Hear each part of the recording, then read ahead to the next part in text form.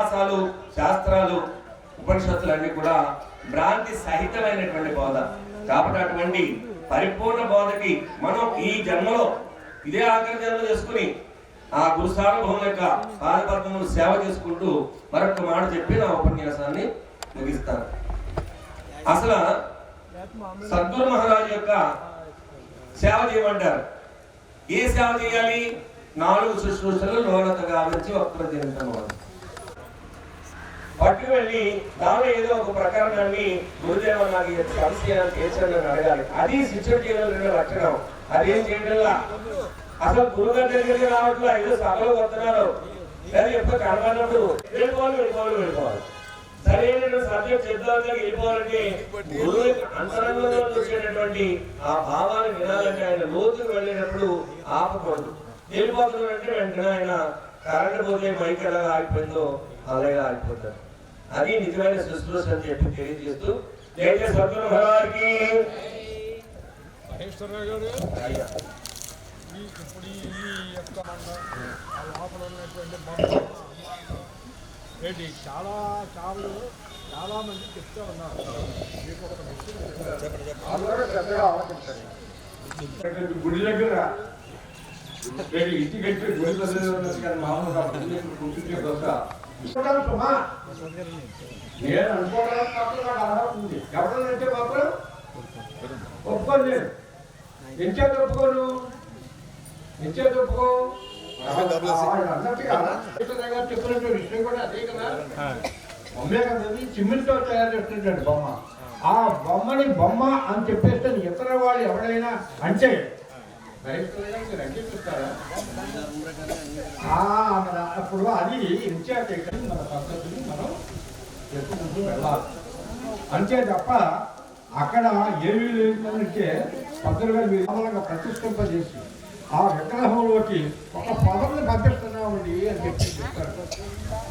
ఏంటంటే దానివల్ల అక్కడ ఆకర్షించబడి ఆ బొమ్మ పూజలో అందుకుంటూ ఉంది.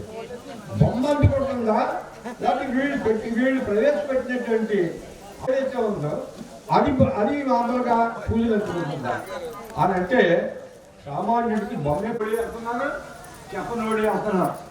ఇప్పుడు దానము ధర్మము సగల జ్ఞానము ప్రతి మార్చనము తర్జప తీర్థ స్నానములు ముక్తిని మొదలని మానవుడు అనరించు బయలు మాట్లాడదేమి. ఇది ఇక్కడ కాదు బయలు తప్పు. దానము ధర్మము సగల జ్ఞానము ప్రతి మార్చనము తర్జప తీర్థ స్నానములివి ముక్తిజములని మానవుడు అనరించు. ఏంటండి అది అంతకంటే గొప్ప ధర్మం ఇంకోటి ఏమి లేదు సుమా అని చెప్పారు. ఏంటండి అంచేత ఆ కథలు జోడు మనకు వద్దు. మన ధర్మాన్ని మనం మాట్లాడటమే. అచలం అంటే ఏంటి, పరిపూర్ణం అంటే ఏంటి, దేవుడు అనగా ఎవరు, నామరూప క్రియాలు ఉన్నాయా, నామరూప క్రియలు లేవా అని చెప్పేసి విషయాన్ని మాట్లాడుకోవడమే తప్ప ఈ గుళ్ళు గోపురాలు చూసి మనం వెళ్ళవలసినటువంటి అవసరం లేదు అని చెప్పేసి అందరితో కూడా మనం చేస్తూ చక్కగా పెట్టి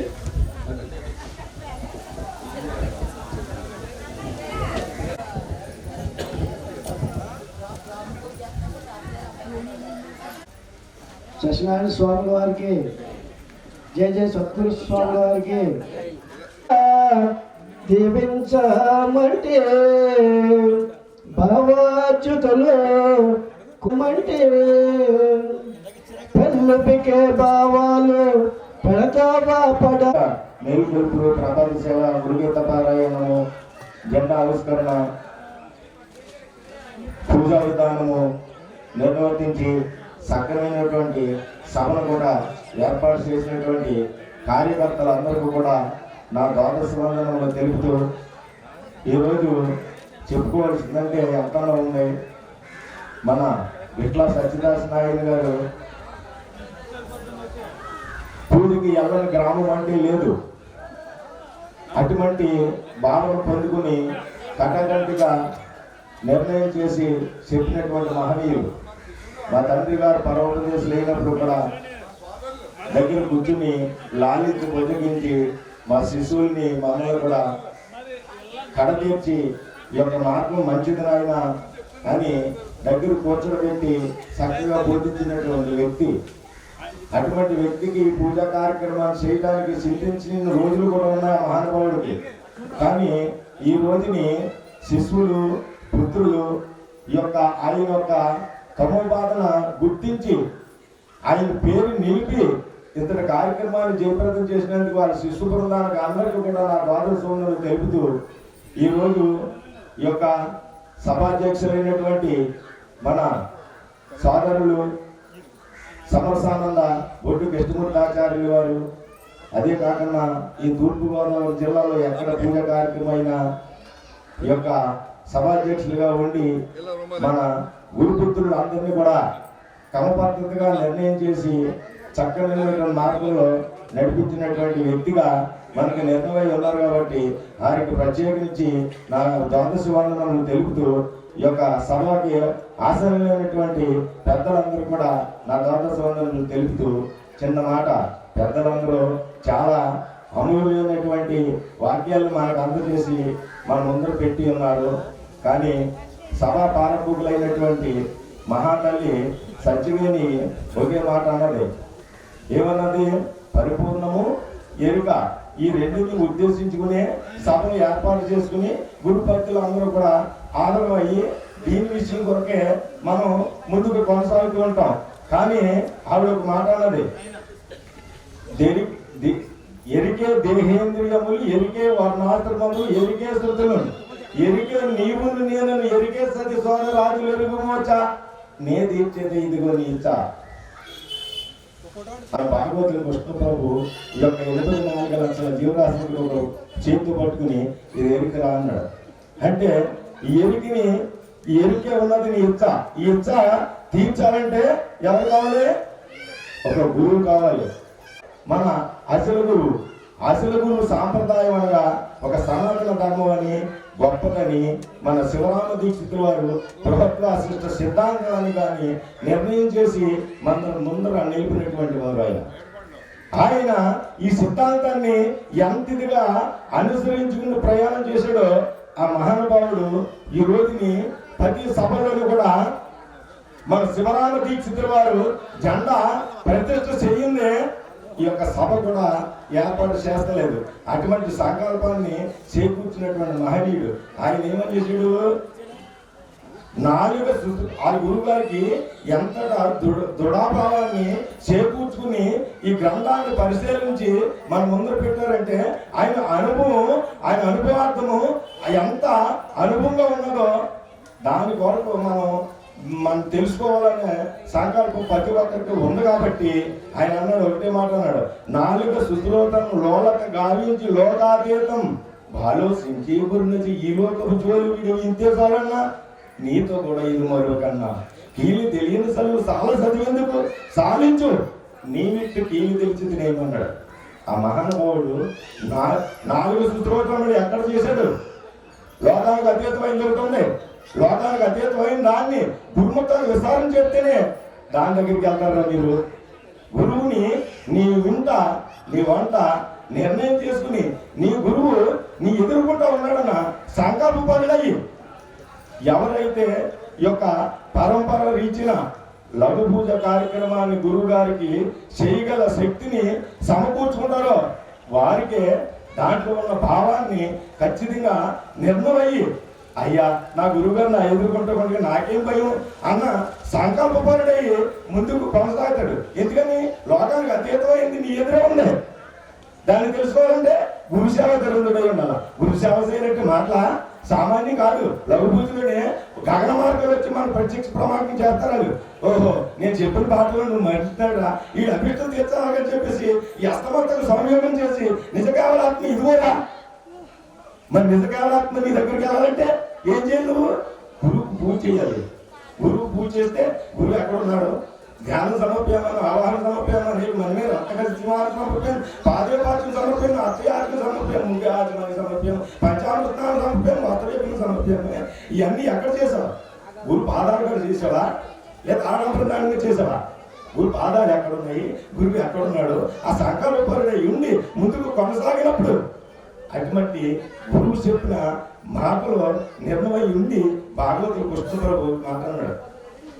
నేను గురువుకి 4 స్తోత్రములు చేసి గురువు ఎంటా గురువు అంటారు గురువుకి సందర్శనం చేసుకుని నిర్ణయం ఉన్నాను నేను అలాగే చెప్పేసి ఏమన్నాడా, ఎరుకలు గల లోపల నేను అరిగించితే మీరు అట్లే అరిగించితే ఎరుకతను నియమ మేరలో ఎరుగతి జని వారి వయసు ఎరిగేటి వరకు గ్రంథము చేస్తే మెరుగే ఈ వరకు గురు ప్రవాదించిన మేక ఏమన్నా చూడు, గురు ప్రవాదించిన మేక నగరాలు సేకుంటే ఎరుకల కలజోలి ఎరుగున నిలవరాని ఖచ్చితంగా చెప్పుడైనా ఎరుగున్న నిలవరా గురు బోధన వినాలంటే ఏమన్నా సజ్జనశీలుడే ఉండాలి. సజ్జనశీలుడు ఎలా ఉంటాడో సూపు మనసు ఒకటి చేసి ఆ గురువు యొక్క సన్నిధానంలో ఉండి గురువు చెప్పిన మాటని అవలంబించుకుని దాంట్లో ప్రయాణం చేసే శక్తిని సంపాదించుకున్నటువంటి వారికి ఈ యొక్క సాంప్రదాయాన్ని నిర్ణయం చేసి భాగవతుల కృష్ణప్రభువులు ఎన్నో కందార్థాలు రచించి దాంట్లో ఉన్న భావాన్ని ఖచ్చితంగా నిర్ణయం చేసుకుని నడిచినటువంటి మహనీయులు.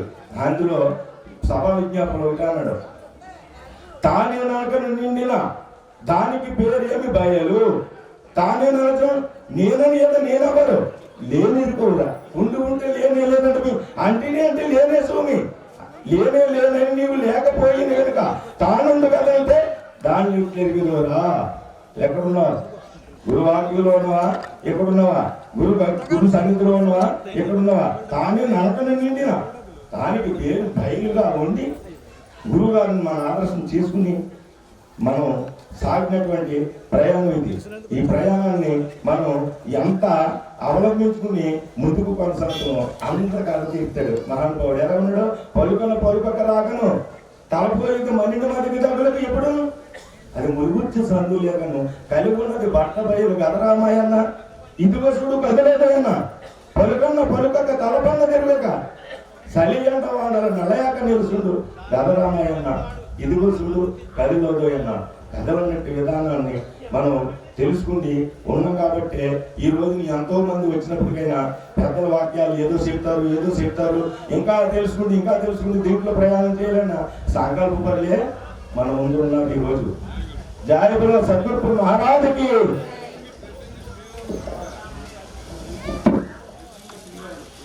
పూర్ణానంద గురు శిష్యం నిర్మలానంద సుబోధకం విమలాం నాగమాంబా సమేత నిర్మలానంద భైరవ స్వామి దేశ కేంద్ర సద్గురుభ్యో నమో నమః. నిర్మలానంద స్వామి బోధామృత ప్రాణ బృందం అమలాం సత్యనారాయణ సమేత సమరసానంద కృష్ణమూర్తాద్యం సద్గురుభ్యో నమో నమః. అస్మద్మధ్యమం ఓంకారపీఠ పర్యంతం వందే గురు పరంపరం.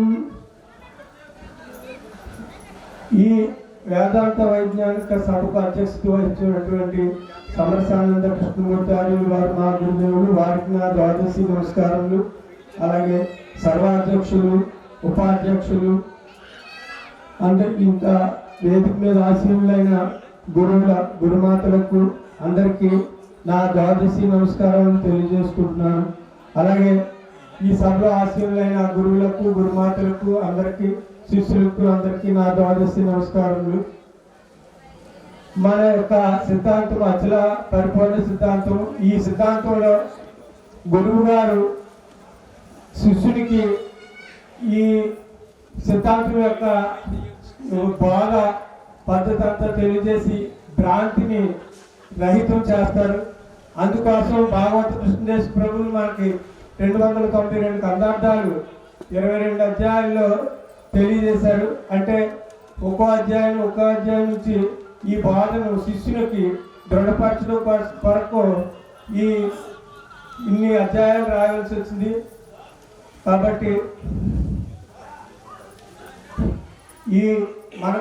మన హృదయంలో నాటుకుపోయినటువంటి అనేక రుగ్మతల్ని నుంచి మనల్ని తప్పించడం కోసం గురువుగారు ఒక హృదయ గ్రంథి విడుటకై సదయత ఈ బోధ తెలిపి జలదాగురుడై వదలక చిత్తము లోపల గురుపద యుగళములు కలుపవలదే భక్తుడైన పోడు భ్రాంతి రహిత సత్తుడైనప్పుడు కుదరాదు ఇవి రెండు గురు శిష్యులకు లేక కదిలికెళ్ళినట్టి గణపోతోక్త స్థితి భక్తుడైనప్పుడు భ్రాంతి రహిత సత్తుడైనప్పుడు మన యొక్క హృదయంలో నాటుకుపోయినటువంటి అనేక ఈ మన హృదయంలో నాటుకుపోయినటువంటి మన భావాలను అభావం చేయడం కోసం గురుగారు మన యొక్క హృదయ గ్రంథిని అంటే మన ఒక గ్రంథి అంటే ముడి, ఈ ముడిని విడదీయడం కోసం గురువుగారు మనకి అనేక రకాల పద్ధతులతో ఈ బాధను మనకి ఎన్నో రకాలైన శాస్త్రవాసనలు అన్నీ మనకి పుట్టుకతోటే ఏర్పడ్డాయి. అవన్నీ మనకి ఒక్కొక్క విధానం తెలియజేస్తూ గురుగారు ఒక్కోదాన్ని మన నుండి విడదీసి మనకు భ్రాంతి రహితం చేయడం కోసం అనేక రకాల ఉపమేయాలతో మనకి బోధన తెలియజేస్తూ మనల్ని భ్రాంతి రహితం చేస్తారు. అలాంటి గురుగారి యొక్క ఈ గురుగారు మనకి మన కోసమే జన్మించారు. మన యొక్క ఈ భ్రాంతి రహితం చేసి మళ్ళా పునర్జన్మ లేకుండా చేయాలనే దృఢ సంకల్పంతో మనకి ఆ గురుగారు చేస్తారు.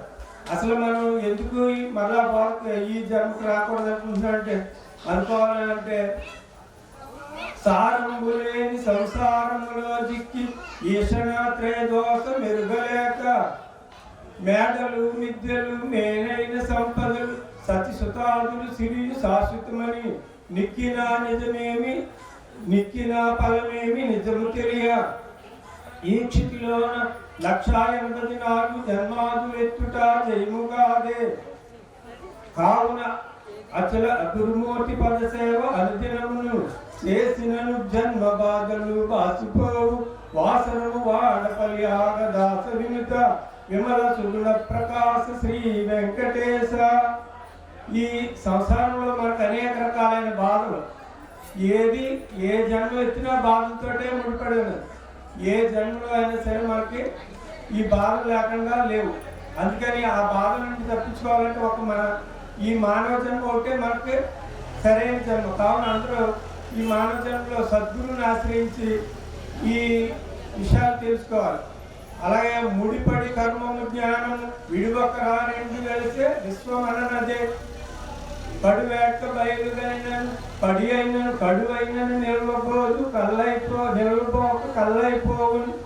అంటే ఈ ముడి పడి ఈ మన జ్ఞానం వల్ల ఈ కర్మ ఈ రెండు అలా ముడిపడి మనకి వస్తూ ఉంటాయి. ఎప్పుడైతే మనం మన గురువుగారి చెంత చేరి ఈ విషయాలు తెలుసుకున్నామంటే ఈ బయలు గురించి మనకి గురువుగారు మనకు తెలిసిందంటే ఈ ఎరుక ఒక క్షణమైనా నిలవకుండా కళ్ళైపోతుంది అంటే మనకు లేకుండా పోతుంది. అంటే మనకి భ్రాంతి కలిగి మరుజన్మ రాకుండా మనం చేసుకోగలుగుతాం. జై సద్గురు మహారాజుకి జై. ఈ అవకాశం ఇచ్చినటువంటి పెద్దలకు నా ద్వాదశి నమస్కారాలు తెలియజేసుకుంటున్నాను. జై శ్రీ.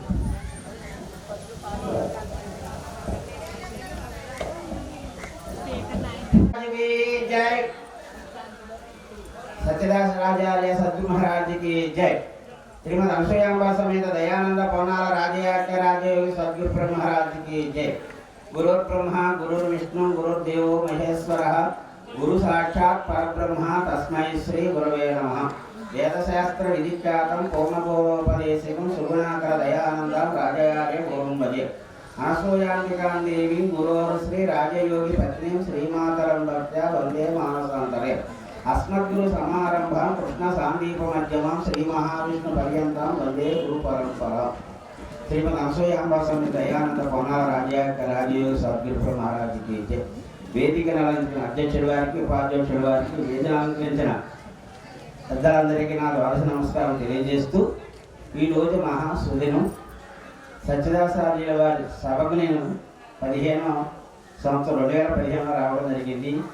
అప్పుడు ఆయన గురుభక్తి గురించి చూడాలంటే వచ్చిన గురువులందరికీ సేవ ఎలా చేయాలా అన్నది ఆయన దగ్గర చూసి నేర్చుకున్నాను నేను అనుకుంటాను.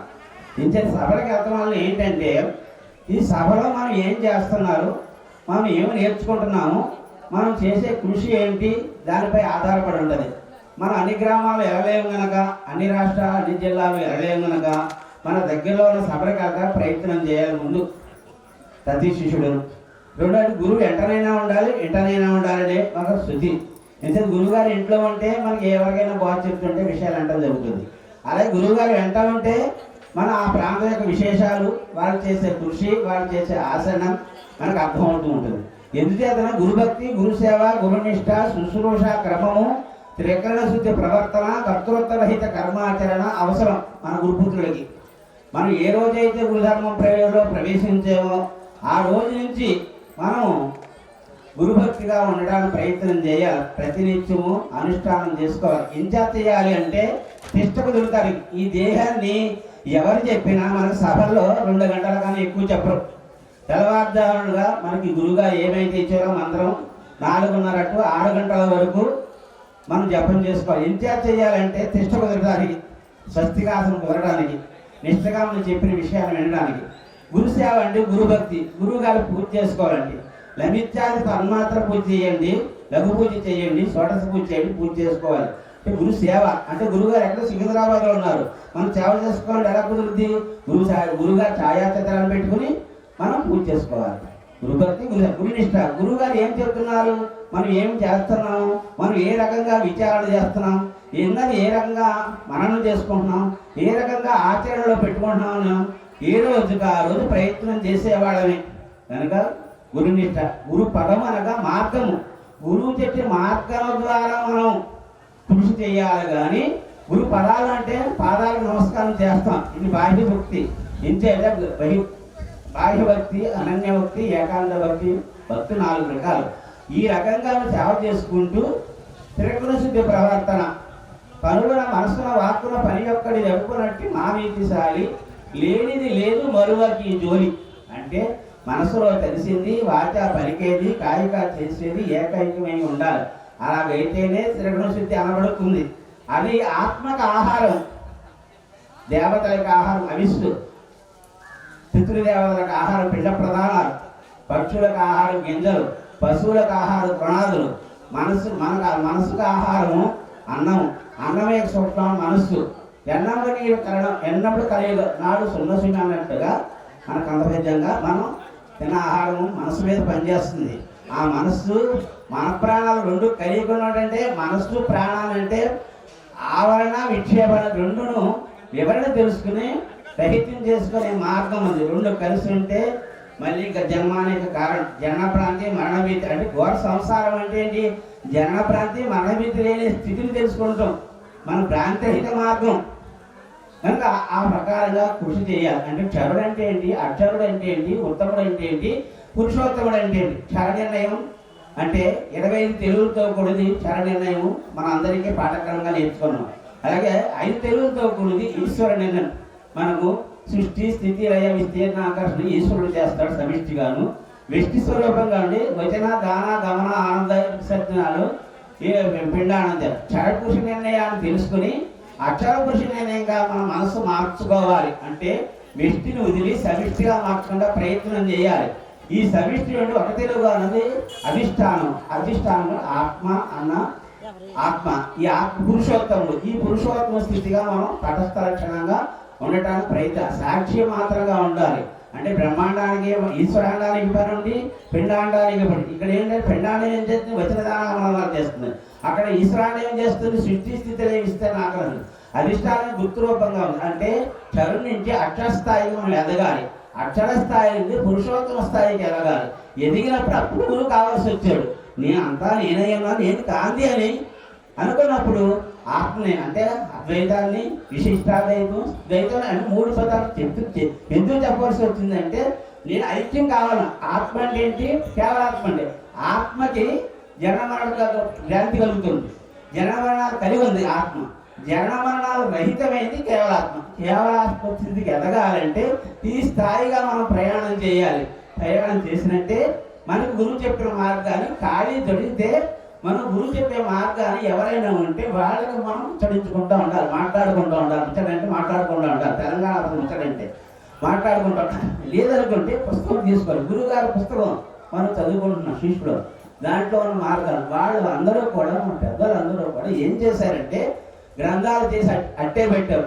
దీక్షితుల వారి శ్రీధరుల వారి శ్రీధరేంద్రియ గ్రంథాలు చేసే దీక్షితుల వారికి శివరాముడు కలిగిన సంభవంలో దీక్షితుల వారి అందరూ గద్యభాగం చేసేది, ఈయన గద్యభాగం చేయడం. అంటే సంస్కృతం ఎంతైతే సాగదీసుకుంటే ఎంత భాగం నాడు సాగిస్తే అంతవరకు సాగుతుంది. అలాగే బలమైన వాడు రబ్బరు ఎంతవరకు సాగితే అంతవరకు. అలాగే సంస్కృత పండితులకి ఎంతవరకు విచారణ చేయడం చెప్పుకుంటా ఉంటారు. కానీ ఆయన ఎందుకు చేశారు? అచల గ్రంథాన్ని పామరులకి అందరికీ అర్థమయ్యేటట్టు దీక్షిత గ్రంథాన్ని చేయడం జరిగింది. దానికి అనుగుణంగా పరశురామ సీతారామస్వాములు 570 మంది గారి శిష్యుడు పరశురామ సీతారామస్వామి నరసింహదాస్ గారు ఏం చేశారు? భద్రాద్రామ జతగా గద్య భాగం అందించారు. దానికి అనుగుణంగా మనకి ఎవరేం చేశారు? ఆయన శిష్యుడు సీతారామస్వామి శిష్యుడు వారు భాగవత కృష్ణప్రభువు. ఆ కృష్ణప్రభు మనకి ఏమందించారు? కందార్థములు కందపద్యాలు రాయడం జరిగింది. 292 కందార్థాలకి 270 కందపద్యాలతో ఆరోహణ చేసుకుంటారు. కందార్థం ఇచ్చారు, కందపద్యం చెప్పి కందపద్యంతో ఆరోహణ చేశారు.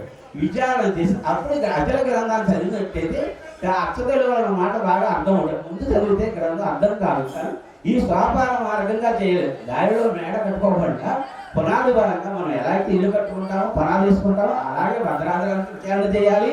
తర్వాత గురుగీత ఆచరణ గ్రంథం గురువు యొక్క విశిష్టత తెలియజేస్తుంది. గురు తత్వం అంటే ఏంటో తెలియదు. గురుగీత ఆచరణ గ్రంథము, విచారణ భద్రాద్రామ శతకము, కందార్థ గ్రంథం అంటే ఆరుడని సభలు ఏర్పాటు చేయడానికి మహానుభావులు కృష్ణప్రభుల వారు పూజా విధానము పుట్టోగులు, లఘు పూజ, తన్మాత్ర పూజ, లఘు పూజ, షోడశ పూజ చేసిన మహానుభావులు మన కృష్ణప్రభుల వారు మనకి దీక్షిత గ్రంథానికి అనుగుణంగా కందార్థ గ్రంథాలు అందించారు. అందరూ పెద్దలందరూ వారి అనుభవాలు మనకి దానికి అనుగుణంగా పండితారాలు శేఖాములు రాసుకొచ్చారు. అంటే అద్వైతమై సంస్కృతంలో ఉన్న ఈ పరిపూర్ణ భావాన్ని మనకి అంటే 1100 ఉపనిషత్తుల్లో 108 ఉపనిషత్తులు అందరూ. కానీ పథకాలు 10 గ్రంథాలు మనకు దీక్షితుల వారు ఉపనిషత్తు తీసుకున్నారు. గురోపనిషత్తు, అనంతోపనిషత్తు, సరసారోపనిషత్తు తీసుకున్నారు. ఈ 3 ఉపనిషత్తుల్లో మాట రాసుకున్నారు. ఏం చెప్పారండి?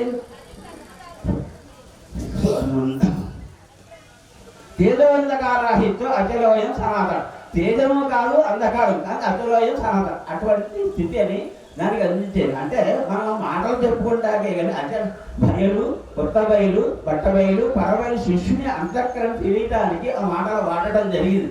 కానీ పరిపూర్ణ పరబయలు ఇంటిదని చెప్పడానికి లేదు. దీక్షితులో దాంట్లో ఏమి రాసే గ్రంథంలోనూ అది ఇదన కాదు, ఇది అదన కాదు అని మాటలే వాడారు. కానీ ఇది పరిపూర్ణ చూసిన ఏంది నేను తెలుసుకున్నాను అంటానికి వీల్లేదు. తన నడక ద్వారా శిష్యునికి తెలియబడ గురుభక్తి, గురుసేవ, గురునిష్ట చెడకుండా త్రికరణాశుద్ధికి దెబ్బ తగులాకుండా భక్తిముక్తికి నేను పూర్ణయోగం కొని ఎత్తండి సద్గురంజాన్ని వినుమొట్టి ఎత్తండి సార్.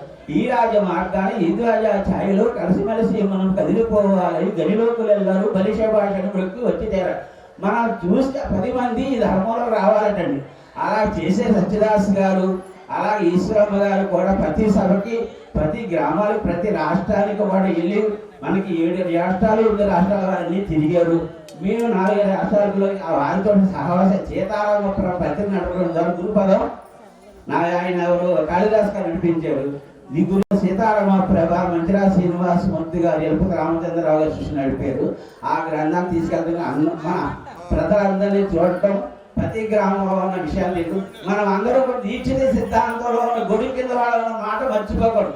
ఎవరు ఏ సాంప్రదాయకులైనా, ఎవరి గురు సాంప్రదాయైనా ఆ సాంప్రదాయాలను శివరాముడి సాంప్రదాయం తెలియజేస్తూ నాకు ఈ అవకాశం ఇచ్చిన పెద్దలకు, ఈ యొక్క కమిటీ వారికి ద్వాదశ నమస్కారాలు తెలియజేస్తూ గురుమూర్తి అందరికీ అచల పరిపూర్ణ పరభావి స్థితి కలగజేయాలని కోరుకుంటూ గురుమూర్తిని వేడుకుంటారు. జయ సద్గురు మహారాజుకి జయ.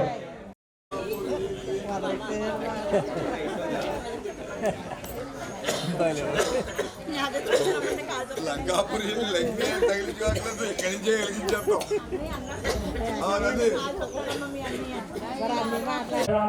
సత్యదాసాచార్య సద్గురు మహారాజుకి అధ్యక్షుల వారికి, సభాధ్యక్షుల వారికి, సభలో అధిష్ఠించినటువంటి పెద్దలందరికీ కూడా నా ద్వాదశి ప్రణామములు.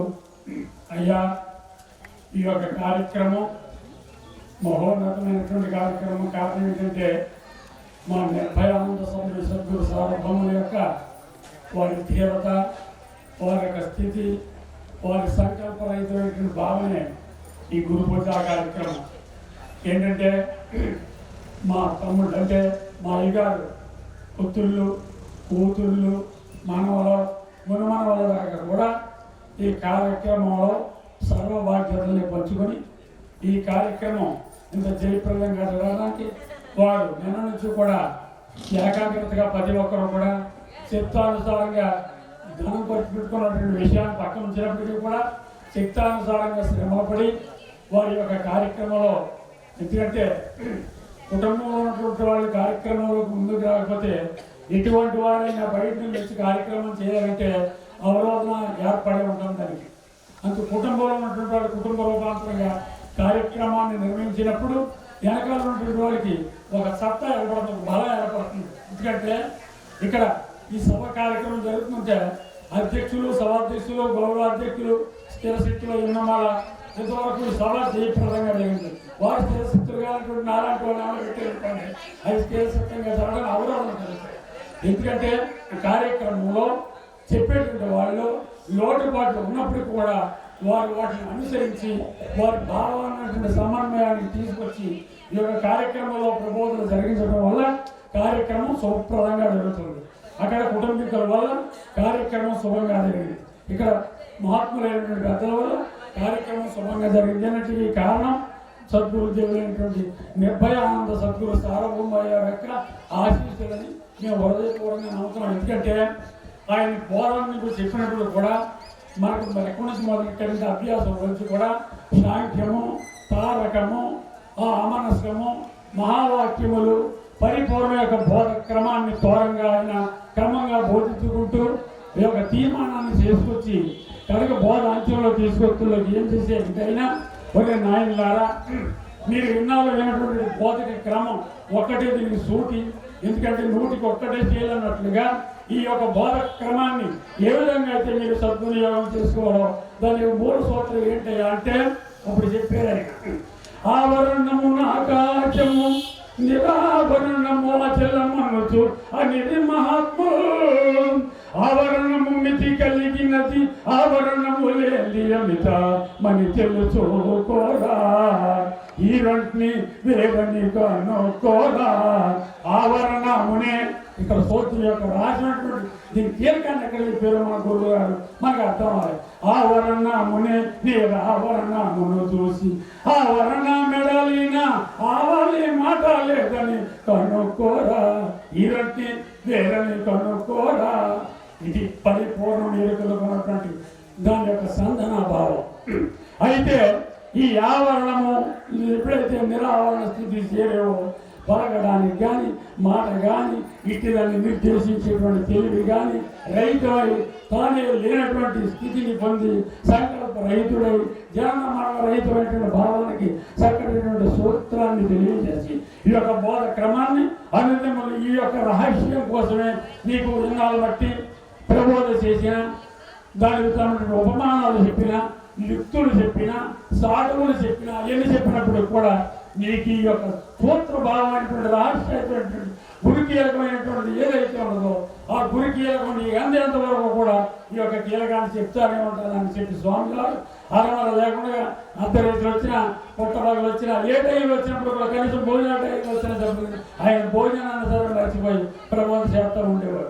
అటువంటి కీలకమైనటువంటి ప్రబోధ యొక్క కారణం అటువంటి మహనీయమైన కార్యక్రమం ఈరోజు ఇంత దివ్యప్రదంగా జరిగిందంటే మా స్వామి యొక్క కరుణ అందరిలోనూ వ్యాప్తమై ఆ స్వామి యొక్క కరుణ ఇంతవరకు కార్యక్రమాన్ని నడిపించిందని చెప్పి మీ అందరికీ మనవి చేసుకుంటూ ఈ సభ నుంచి జయప్రదంగా చేసినటువంటి అధ్యక్షుల వారికి, ఉపాధ్యక్షుల వారికి, గౌరవాధ్యక్షుల వారికి, ఈ సభలో ఉన్నటువంటి పెద్దలందరికీ కూడా ద్వాదశి నమస్కారాలు చేసుకుంటున్నాం. అయ్యా, సిద్ధాంత నిర్ధారణదారులైన శివరామ దీక్షితులు అతిరుగురు సాంప్రదాయములకు జై. పండితారాధ్య పండిత శివానంద స్వాముల వారికి జై. భాగవత కృష్ణ ప్రభుల వారికి జై. శ్రీ మాణిక్యాంబ సమేత అభేదం రెడ్డి సుబ్బారావు వార్లకు జై. గురు దయానంద నారాయణ సమేత భూమానంద గుప్త సుబ్బారావు వార్లకు జై. వేదికను అలంకరించినటువంటి అధ్యక్షుల వారికి, ఉపాధ్యక్షుల వారికి, గౌరవాధ్యక్షుల వారికి, గురువులకు, గురుమాతలకు అందరికీ కూడా మా ద్వాదశోత్సవాలు తెలుపుకుంటూ ఈ పేకేరు గ్రామం నందు నిర్భయానంద ఆశ్రమం నందు చక్కగా ఉదయం నుంచి మేలుగడుపులు, గురుగీత పారాయణము, పీఠస్థాపన, జెండా వందనము, అనంతరము నిజగురు పూజ, చక్కగా ఆ శిష్యులు అందరూ కూడా చక్కగా ఈ కార్యక్రమాలు చేసుకుంటూ వేదాంత వైజ్ఞానిక మహాసభని ఇంత పెద్దలందరినీ ఆహ్వానించుకుని వారు చెప్పే బోధనలో ఉన్న రహస్యాన్ని వినటానికి చాలా ఆతృతగా అందరూ కూడా చాలా చక్కగా అది అందరికీ కూడా మా ద్వాదశోత్సవాలు తెలుపుకుంటూ గురు తత్వాతీత బ్రహ్మ, గురు వికారరహితో విష్ణువు, గురుదేవో వికారరహితో ఈశ్వర, గురు సాక్షాత్ పరిపూర్ణ బ్రహ్మ, తస్మై అశరీర గురువే నమః. మరి అచల సాంప్రదాయకులు అందరూ కూడా చక్కగా పెద్దలు చెప్పిన వాక్యాలన్నీ చాలా చక్కగా విన్నారు. విన్నప్పటికీ కూడా అభ్యాసంలో ఏ బోధన మనం తీసుకోవాలి, అభ్యాసాతీతంలో ఏ బోధన తీసుకోవాలి, ఆరోడలో ఏ బోధన తీసుకోవాలి, ఆరోడాతీతంలో ఏ బోధన తీసుకోవాలి అనేది అంటే 4 తరగతులు అనేటువంటి వాళ్ళు ఇక్కడికి వస్తారు. మరి వారు బోధన పట్టుకునే విధంలో కూడా చక్కగా తీసుకునే విధానంలో తలపడతా ఉంటారు. ఎంచేతంటే దీక్షలు వారు పూర్వ భాగంలో చెప్పినది మళ్ళీ ఉత్తర భాగంలో చెల్లుబాటు కాలేదు. మరి అభ్యాసంలో చెప్పిన బోధని ఆరోడంలోకి వచ్చేసరికి ఆ విధంగా చెల్లుబాటు కాలేదని ఎవరికి వారు గుర్తించుకోవాలి. ఏం చేత అంటే ఒక సభలో ఒకరొకరు అభిప్రాయాన్ని చక్కగా వెల్లడించేటప్పుడు కింద స్థాయి చెప్పగలుగుతారు, అలాగే ఆరోడంలోనే చెప్పగలుగుతారు, ఆరోడ తీర్థంలో చెప్పడానికి వారు ఆ నిర్ణయంలో ఉంటారు. అయితే ఇక్కడ అభ్యాసంలో ఎరుకగా తీసుకున్న దానిని అభ్యాస తీర్థంలో దాన్ని తెలివిగా తీసుకున్నారు. దాన్ని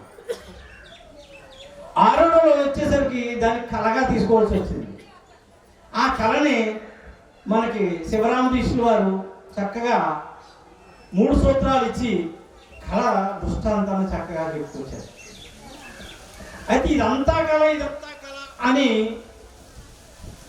ఈ కళను విచారిస్తే ఏదైతే గుర్తెరుగుతుందో ఆ గుర్తునే కళగా తీసుకున్నప్పుడు నీవు కళలో ఉన్నావా, కళని మరిచున్నావా అనేది వివరించాలి. ఇంచేతంటే కళ మేరకు ఎరుకపై దేవసామ్యం చేసి చూడు ఈ భ్రమ తొలగును, ఫలమేమి పెట్టుకు చదువుల వలన వ్రత జప యోగం శమదమ శతమున కలన తలకిందులుగా పడ్డ అతను నేను కాదన్నా. మరి ఇలాగ మనం కళ అంటే ఏమిటి, మేరకంటే ఏమిటి, మరి ఆ విధానాన్ని మనకి భాగవత కృష్ణప్రభు వారు మరుపు సుసుప్తి మరణము పరిపూర్ణానికి సాటిపరిచి ఎరుకకు ఇది మేరక అన్నారు. మరి మరుపు సుసుప్తి మరణము, మరుపులో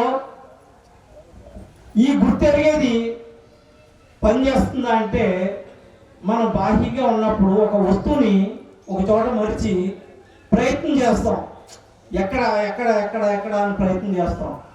ఆ టైంలో ఈ గుర్తు మరుస్తున్నాం. అలాగే నిద్రపోయినప్పుడు కూడా మన పక్కన ఉన్నవాడు ఎవరు అనేది గుర్తించలేకుండా ఉన్నాం. మరి సుశుద్ధి ఎందు మరి నిలవది ఈ తెలివైతే ఏదైతే గుర్తెరుగుతుందో ఈ తెలివిని కళ అన్నప్పుడు ఈ కళలో ఇది గుర్తెరుగుతుందా అంటే ఇవి పరిపూర్ణ సాటిపరచమన్నారే కానీ ఈ పరిపూర్ణం కాదు, ఇది ఎరుకకు మేల్క అన్నారు. మరి ఇరుతరులను గుర్తెరిగి ఏం చేత అచల సాంప్రదాయకులు అందరూ కూడా ఈ సృష్టికి వెనక ప్రయాణం చేసి విచారణ చేస్తారు. సైతులు అయితే ఇగో బ్రహ్మను అవ్యక్తం అవ్యక్తం మహత్వం మహత్వం మహదాంకర మహదాంకర పంచతన్మాత్ర పంచభూతాన్ని పంచభూతంలో అగ్ని జగత్ అన్నారు. జగత్ ఎలా ఏర్పడింది? భూమి ఎలా ఏర్పడింది? నీరు వల్ల. నీరు ఎలా ఏర్పడింది? అగ్ని వల్ల. అగ్ని ఎలా ఏర్పడింది? వాయువు వల్ల. వాయువు ఎలా ఏర్పడింది? ఆకాశం వల్ల. ఆకాశం ఎలా ఏర్పడింది? ఆత్మ వల్ల. ఆత్మ ఎలా ఏర్పడింది? ఇదిగో నాయన మూలం లేదురా నాయన దీనికి అన్నారు. మరి ఇలా మూలం లేదని చెప్పినప్పుడు గురువాక్యం ఇదే, మూలం నీ గుర్తెరిగే శరీరం ఇదే అని గురువాక్యం ఇచ్చినప్పుడు నీవు తిరిగి పుట్టవు అన్నారు. మరి అలా విచారణ పూర్వకంగా ఎప్పుడు అభ్యాసంలోనే ఉండిపోకుండా అభ్యాసాతీతాన్ని ఆరోడ విధానాన్ని చక్కగా మనం ఎవరైతే బోధ క్రమాన్ని తనకు తాను పెంచుకుంటారో, ఇందాక అధ్యక్షుడు వారు చెప్పారు,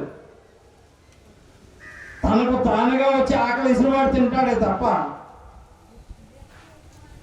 ఆకలి అయిన వాడు తిను అన్నా తినలేడు. ఇంచేతంటే ఒక సాంప్రదాయంలోకి వచ్చి నేను 60 ఏళ్ళు అయింది, నేను 30 ఏళ్ళు అయింది, 20 ఏళ్ళు అయింది అనుకోవడం కన్నా ఎప్పుడు వచ్చామో బుల్లెట్ దిగిందా లేదా అన్న విధానాన్ని మనం తీసుకోవాలి. ఇంచేతంటే గురువులు మనకు బోధించేటప్పుడు పెద్దలు అందరూ కూడా మన కళ్ళెదురా ఎన్నో విపత్తులు వచ్చి అన్నీ సర్దుకొనిపోతున్నారు. అలాంటి టైంలో మనం తొందరగా మేల్కొన్నట్టయితే మరి అచల పరిపూర్ణ బోధకి చక్కటి ఉదాహరణగా మిగలగలుగుతారే తప్ప, లేకపోతే ఎద్దుకైనా ఏడాది తెలుపునా మరణం మీద నడుచుము, ముట్టుకైనా 30 ఏళ్ళు తెలుపునా మరణం ఎరగలేరే.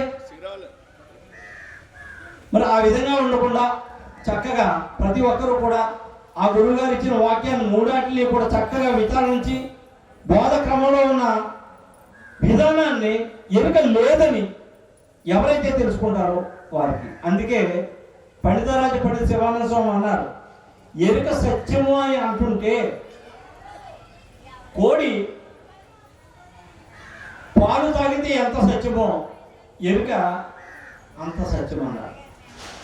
మరి ఆ విధంగా విచారణ చేసినట్టు వారికి ఇది అసత్యం అనేది తెలియబడుతుంది తప్ప లేకపోతే తెలియబడదు. మరి ఈ అవకాశం ఈ కార్యక్రమం కాస్త యాక్టివ్గా ఉండి దీన్ని మామూలుగా ఈ విధంగా నడిపేటటువంటి పద్ధతిలో శ్రద్ధ తీసుకున్నటువంటి వ్యక్తిగా మీరు కనిపిస్తున్నారు. అదే మీరు కొనసాగించండి.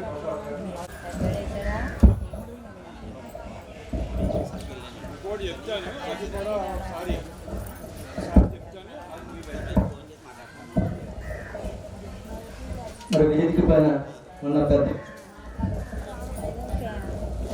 సభ అధ్యక్షులు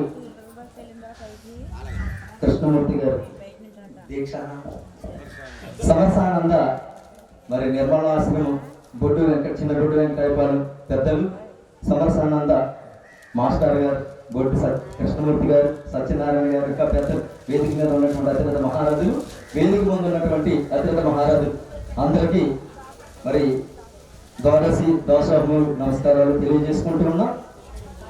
అదే మరి మా నాన్నగారు నిర్భయానంద స్వామి గారు వారి ప్రథమ పుత్రులుగా మరి మేము 7 సంతానం. ఇక్కడ ఇచ్చేసినటువంటి పెద్దలందరికీ ఈ కార్యక్రమాన్ని తృతీయ వార్షికారాధనని మరియు బైరుశెట్టి వీరంశెట్టి వారి యొక్క 42వ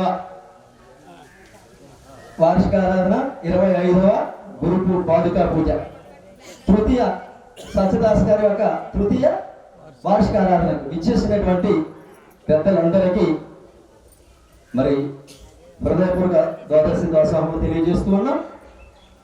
అయ్యా మరి నాన్నగారు ఇక్కడ నేను వేదాంతిగా మరి ఈ పరంపరలో లేను.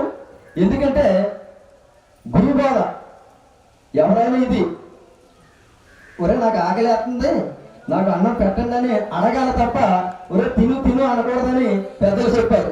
ఆ విధంగా నాన్నగారు ఏమన్నారంటే ఒరే ఇది నా పుత్రులైన ఈ ఈ ధర్మంలో నడుచుకుని మమ్మల్ని అడిగితేనే ఇది ఇవ్వాలి తప్ప అడగకుండా ఇచ్చేది కాదు. ఇది తెలుసుకోవాలి. కొన్ని సంవత్సరాలు గురు సేవ చేసుకుంటేనే కానీ ఈ ధర్మాన్ని అందించాలన్నారు.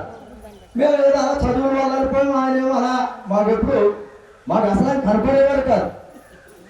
ఎందుకంటే ఒక పక్క ఈ హరికథలు, రాత్రులు హరికథలు అయితే పగలు వేదాంత పూజలు. కొన్ని పూజలకి చాలా పూజలకి తీసుకువెళ్ళారు. ఏమో మాకు కనెక్ట్ అవ్వలేదు. అంటే చెప్పకపోవడం వల్ల ఎప్పుడూ తీసుకువెళ్తూ ఈ విధంగా ఇక్కడ కూర్చోవాలి, ఈ విధంగా చేయాలి. కొన్ని మతాలు చెప్తాయి, నూరుతాయి. చిన్నప్పటి నుంచి అవి నూరేస్తారు కొంతమంది. వీడు ఎలాగవుతాడంటే ఏమీ తెలియదట, మూఢత్వంలో వెళ్ళిపోతాడు తప్ప విషయాన్ని అర్థం అవ్వలేదు. మూఢత్వంతో చదువుకున్నటువంటి వాళ్ళు పాస్ అవుతారు, కానీ వాళ్ళకి ఏమీ తెలియదు. ఇంజనీర్ అవుతాడు, కూలిపోతాయి అన్నమాట కట్టినటువంటివి. ఆ విధంగా నాన్నగారు అయితే మాకు ఏమీ చెప్పలేదు. ఏంటో కొంత ఆయన జీన్స్ కాబట్టి ఈ కార్యక్రమాలు ఆయన పరమైన తర్వాత ఇది ఆగకూడదు, ఇది ఆగే విధంగా ఉండకూడదని మేము ఇంట్లో మరి మా అమ్మగారు అవనండి, మా తమ్ముళ్ళు అవనండి, వాళ్ళు వేరే ధర్మాలలో ఏమీ లేరు. మామూలుగానే ఇదైతే పూర్తిగా మాకు తెలియలేని కారణం చేత నేనైతే నాన్నగారు అంబేద్కర్ పెళ్ళిళ్ళు, ఈ బౌద్ధ వివాహాలు, హిందూ వివాహాలు చేసేవారు. మాకు అందులో బౌద్ధం కనెక్ట్ అయింది. ఈ విధంగా ఈ పెళ్లిళ్ళ ద్వారా అనేక ప్రాంతాలకు వెళ్ళి అందులో పాండిత్యం సంపాదించుకుని పెళ్లిళ్ళ ద్వారా మేము ఉండిపోయాం. తర్వాత మరలా ఆయన ఉండగా మేము అసలు ఇందులోనే ఉండిపోతే, ఈ దీక్షలోనే ఉండిపోతే ఆ విధమైనటువంటి మార్గం వెళ్ళదు. ఇంచుమించు 1600 పై పెళ్లిళ్ళు చేస్తూ ఈయన ఒక బౌద్ధుడు, ఒక ధర్మాచార్యుడుగా నేను ప్రసారంలోకి వెళ్ళిపోయింది. మరలా ఇందులోకి వెళ్తాళ్ళు అక్కడ అది మానేశారు. బౌద్ధము అచలము అంటే ఇందులో దేవుడు లేరు, దేవతలు, గురువునే ఇచ్చేసుకుని గురువు ఏమి చెబితే అందులోకి వెళ్ళాలి. మరు జన్మ రాకుండా ఉండాలనేది బౌద్ధము. ఇది కూడా అందుకనే సార్ ఏమన్నారంటే అది ఇది ఉంటాయి కాబట్టి ఇదెందుకు నడపలేరు, ఇదెందుకు నడపలేరు మీరు అని కారణం చేత ఇక్కడ ఏ ధర్మంలో ఉన్నా లేకపోయినా మరి అన్నయ్య అందరూ ఉన్నారు. మీకు ఎప్పుడు మేము అలా ఉండి మా తమ్ముడు కానీ మా అమ్మగారు కానీ ఇక్కడ మళ్ళీ ఆడవాళ్ళు కూడా మా భార్యలు, ఎందుకంటే తమ్ముడు భార్య అయినా మా మిస్సెస్ అయినా ఇంట్లో పిల్ల కాబట్టి అంటే మేము మర్చిపోతున్నా కానీ మామయ్య గారు కార్యక్రమం చేయొద్దా అని ఆవిడ వెళ్ళినట్టుండి మేము పైన అలా బొమ్మలు అంతే వెనకాల అందరూ ఆడవాళ్ళే చూసుకుంటూ నడిపిస్తున్నారని తెలియజేస్తూ ఇక్కడ మా చెల్లెలు కానీ మా తమ్ముళ్ళు కానీ వేరే ధర్మాల్లో లేరు. ఎందుకంటే వేరే ధర్మంలో ఉంటే చాలా తేడాలు వచ్చేస్తాయి. ఎందుకు చెప్తారుగా బౌద్ధులు పెద్దలు అనుకున్నారు, ఒరే మనం చనిపోయిన తర్వాత వీలునామా రాసుకోవాలి. వీలునామా ఎందుకు రాసుకోవాలంటే వీడు అప్పటి వరకు బౌద్ధుడైనా వేదాంతైనా ఇంట్లో ఒక వేరే మతం అయితే పెట్లు పెట్టేస్తారు మనం. అందుకని వీలునామా రాసుకోవాలని కొన్ని సందర్భాలలో కొన్ని మీటింగ్లలో కూడా మేము చెప్పుకుంటామండి పెద్దగా. ఎందుకంటే మా కుటుంబంలో అది లేదు, వీలునామా రాసుకోవాల్సిన పని ఏమి లేదు. అందుచేత ఇంకొకటి ఇక్కడ అతిరథ మహారథులు వాళ్ళకి ఎన్నో పనులు వాళ్ళ యొక్క ధర్మాన్ని ప్రబోధించడానికి రాత్రి అనగా వచ్చారు. వచ్చి ఈ ధర్మాన్ని ప్రబోధించాలి, పెద్దలకి పరిచయం చేయాలి, వాళ్ళకి తెలియాలి. వాళ్ళకి తెలియలేనటువంటి విషయాలని మనం చెప్పాలనేటువంటి సదుద్దేశంతో వయసు మీరిపోయిన సుడవేదులతో బీపీలతో ఉన్న మధ్యాహ్నం 1 గంట నుంచి ఇప్పటి వరకు వేదిక మీద ఉండి ప్రబోధన చేస్తుంటే ఇంకోటి మన భక్తులు పెద్దలు మరి సీట్లన్నీ ఎందుకు కాలేకపోయి నాకు అర్థమవుతలేదు. సభ ప్రారంభించిన తర్వాత ఎవరు లేకపోవడం అది సభా మర్యాద కాదు. బస్సులు వెళ్ళిపోతున్నాయి, మరి ఎందుకు పెట్టుకున్నాం? ఇది మళ్ళీ వేరే రాదు కదా, ఆ పెద్దలు దొరకరు కదా. దొరుకుతారా? రేపు దొరుకుతారా? వాళ్ళు చెప్పే విషయాలు వాళ్ళకి తెలుసా? ఎందుకంటే నాకు అనుకుంటున్నారు అందరూ వెళ్ళిపోతున్నారు. మధ్యాహ్నం సభ నిండుగా ఉంది, మంగళహారతి ఇచ్చేటప్పటికి తగ్గిపోయింది. మరి ఎదుటి వాళ్ళు మనల్ని అందుకే పాయింట్అవుట్ చేస్తారు.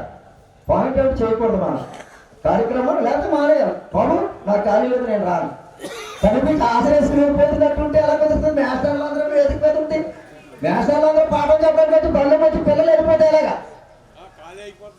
ఖాళీ అయిపోతుంది. అందుకు ఇలా ఉండకూడదని దయచేసి ప్రతి ఒక్కరికి మీ పాదాలకి ద్వాదశి దాసోహాలు తెలియజేస్తూ సభ నిండుగా ఉండే విధంగా ఉండాలి. అంత ముగించేయండి అని చెప్ప అయ్యా.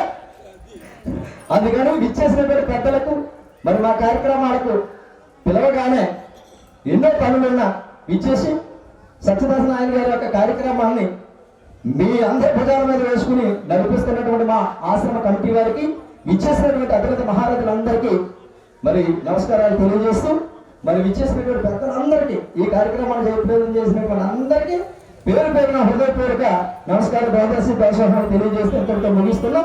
ఇప్పుడు పెద్దలు జై సద్గురు ప్రభు మహారాజుకి జై, మరి జై గురు మహామంగళహారతి మరి పెద్దలు ఇచ్చే కార్యక్రమాన్ని ముగించవలసిందిగా కోరుతా ఉన్నాం.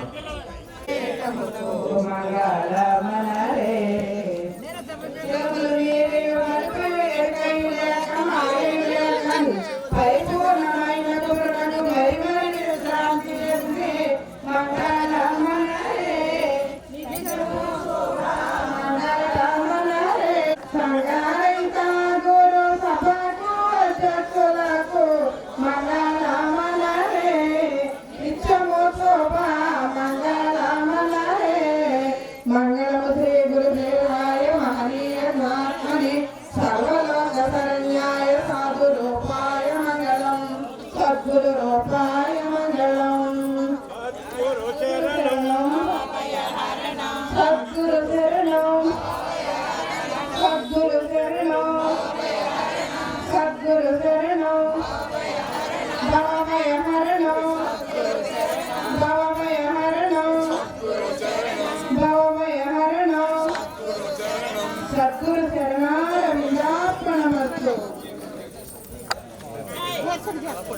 ఎవరు పైకి రాకండి.